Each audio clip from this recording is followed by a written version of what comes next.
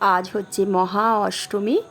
মহা অষ্টমীর তোমাদের প্রথমে জানাই অনেক অনেক শুভেচ্ছা ও ভালোবাসা। আর আজকে আমরা নবদ্বীপকে গেছি, সেখানে একজনের বাড়িতে আজকে আমাদের নেমন্তন্ন করেছিল। সেখানেই এখন যাচ্ছি দুপুরবেলায় এসে। তারপরে হচ্ছে হালিশহর থেকে গিয়ে আমি প্রথমে ওখানে গিয়ে একটু অঞ্জলি দিয়ে নিয়েছিলাম।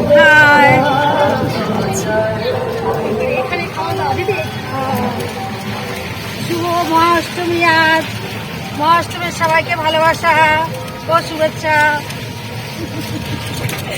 এইখানে খাওয়াচ্ছে। আর তারপর যেখানে যাওয়ার কথা ছিল তাদের বাড়িতেও আমরা চলে এসেছি। আজকে দেখো আমি এই তুতে কালারের শাড়িটা পরেছি, তোমরা আমাকে জানিও কেমন লাগলো শাড়িটা পরে। আর এখানে হচ্ছে যাদের বাড়িতে এসেছিলাম তাদের বাড়িটা না খুব সুন্দর, খুব বড় সড়ো, খুব সুন্দর। তাই একটুখানি ভিডিও করছিলাম আর তোমাদেরকেও একটু দেখাচ্ছিলাম।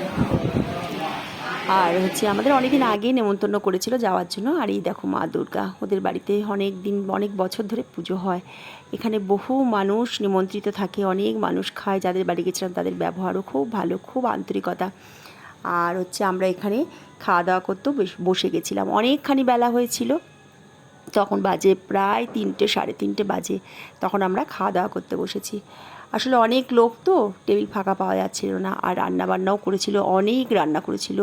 আর রান্নাগুলো এত ভালো হয়েছিল না কি বলবো, কচুর শাক, ডাল, ভাজা, অনেক কিছু।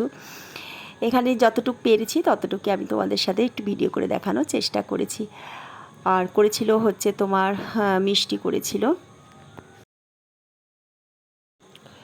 আর এখানে খাওয়া দাওয়া করছিলাম। আর মামন মোনায়ও গেছিলো, তোমাদের দাদাও গেছিলো। এবার সবাই মিলে এখানে খাওয়া দাওয়াটা করছিলাম।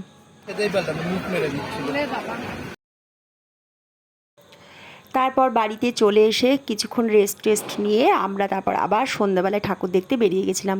পুরোটা তোমাদের সাথে এসে আর খাওয়া দাওয়া করে কিছু শেয়ার করতে পারিনি, কারণ শরীরটা ছিল ভীষণ ক্লান্ত। আর তারপর এখানে চলে এসেছিলাম ঠাকুর দেখতে। এখানে অনেক ঠাকুর হয়েছে জানো তো, খুব সুন্দর সুন্দর ঠাকুর হয়েছে। তাই কিছুটাও আবার তোমাদের সাথে সেটাও আবার শেয়ার করলাম। আর দেখো আমি সন্ধেবেলায়, অষ্টমীর দিন সন্ধেবেলায় এই সিল্কটা পরেছিলাম, এইরকমভাবেই সেজেছিলাম। আর তারপরে বেরিয়েছিলাম টোটো করে, যেহেতু আমরা অনেকগুলো ঠাকুর দেখছিলাম। আর এখানে না ঠাকুরের প্যান্ডেলগুলোও খুব সুন্দর সুন্দর করেছে, মায়ের মুখগুলো ছিল খুবই সুন্দর। আর এখন অনেকটা রাত, প্রায় 11টা সাড়ে 11টা, আর ভালো লাগছিল না। তাই বললাম যে চলো এবার বাড়িতে যাই, একটু দেখি, আর পারছি না। তাহলে তোমরা সবাই খুব ভালো থেকো, সুস্থ থেকো। আজকে মহা অষ্টমীটাই তোমরা ভীষণভাবে আনন্দ করো, ঠাকুর দেখো।